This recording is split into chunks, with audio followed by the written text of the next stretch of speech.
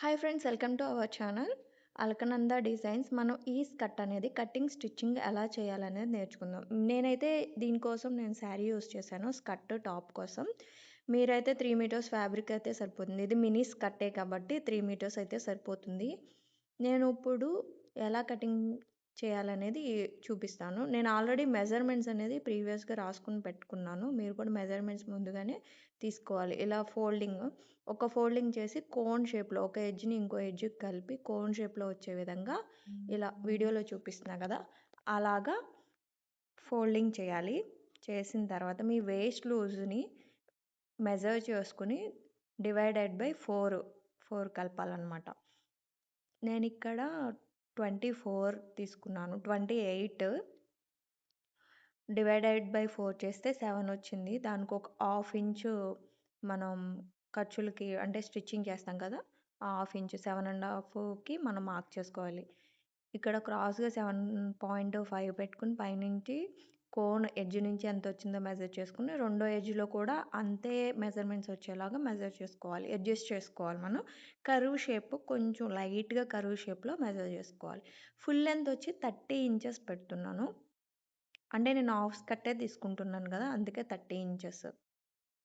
ఇక్కడ 30 ఇంచెస్కి పైనుండి ఎంత వస్తుందో ఒకసారి మెజర్ చేసుకుని మనం టేప్ని అక్కడే ప్లేస్ చేసుకుని వేరే లెఫ్ట్ హ్యాండ్తో రైట్ హ్యాండ్ నుంచి మార్క్ చేసుకుంటూ టేప్ కొంచెం కొంచెంగా ఇలా పక్కకి జరుపుకుంటూ రావాలి. అప్పుడు మనకి క్రాసెస్ అనేవి ఉండవు.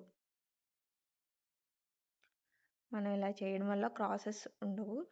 దీనికైతే మినీ స్కర్టే కాబట్టి మనం వేరొక క్లాత్ని పెట్టే అటాచ్మెంట్ చేయడానికి ఏమీ ఉండదు. క్లాత్ అయితే సరిపోతుంది, లైనింగ్ సరిపోయింది, మెయిన్ ఫ్యాబ్రిక్ కూడా సరిపోతుంది. పన్నా పెద్దదైతే మెయిన్ ఫ్యాబ్రిక్ కూడా సరిపోతుంది. ఇప్పుడు మనం ఎలా అయితే డ్రా చేసుకున్నామో ఆ విధంగా కట్ చేసేసుకోవాలి.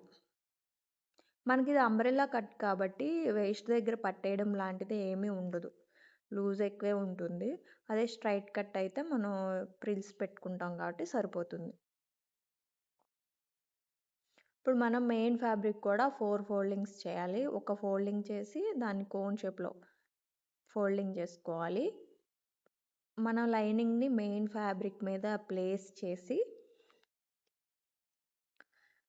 కొంచెం 1.5 ఇంచ్ అనేది ఎక్స్ట్రా కట్ చేసుకోవాలి.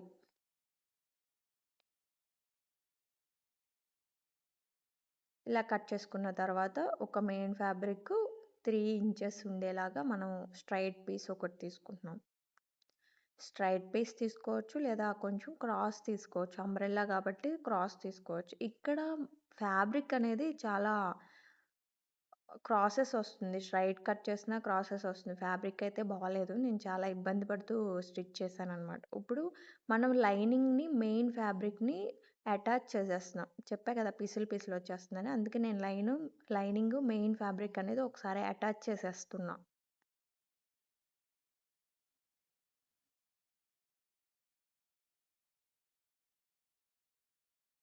అటాచ్ చేసేసుకుని మీరు ఇది స్టిచ్ చేసుకోవాలనుకుంటే ఫ్యాబ్రిక్ తీసుకుని స్టిచ్ చేసుకోండి, అప్పుడు బాగుంటుంది. కాటన్ అయినా కానీ ఇది చాలా ఇబ్బంది పెట్టింది ఫ్యాబ్రిక్, అందుకే మీకు చెప్తున్నాను.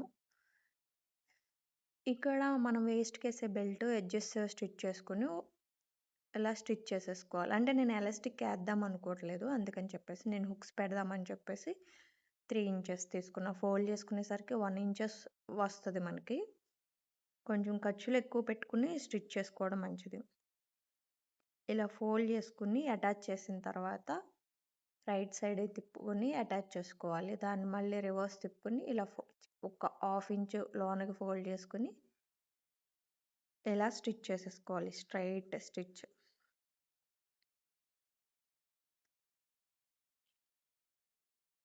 అడ్జస్ట్ చేసుకుంటూ ఫ్యాబ్రిక్ మీద ఫోల్డింగ్స్ ఏమీ లేకుండా స్టిచ్ చేసుకోవాలి.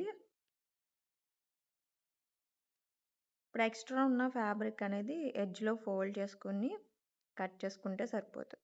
యాక్చువల్ నేను బొందు పెడదామా లేదా హుక్ పెడదామా అనే కన్ఫ్యూజన్లో ఎక్కువ కట్ చేశాను. దాన్ని మనం బొందుగా కూడా యూస్ చేసుకోవచ్చు. నేను హుక్ పెట్టేస్తాను, అందుకే కట్ చేసేసి ఎడ్జెస్ కుట్టేస్తున్నాను.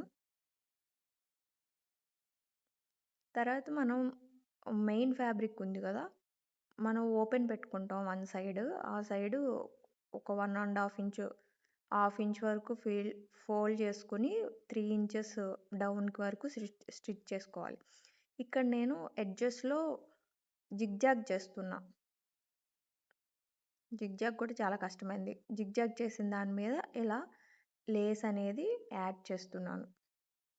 దీనికి స్టోన్స్ ఏమీ లేదు కాబట్టి లేస్ మీద స్టిచ్చింగ్ అనేది చేసేసుకోవచ్చు. నీడిల్ ఏమీ విరగదు.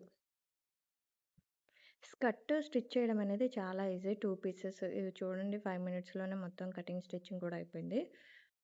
మనం లేస్ యాడ్ చేసుకున్న తర్వాత 2 సైడ్ జాయింట్స్‌ని యాడ్ చేసేసుకుంటాం. అంతే అయిపోయిద్ది. ఇదిగోండి అయిపోయింది. మనం హుక్ అనేది తర్వాత ఏసుకోవచ్చు. స్కర్ట్ అనేది చాలా ఈజీగా అయిపోయింది కదా!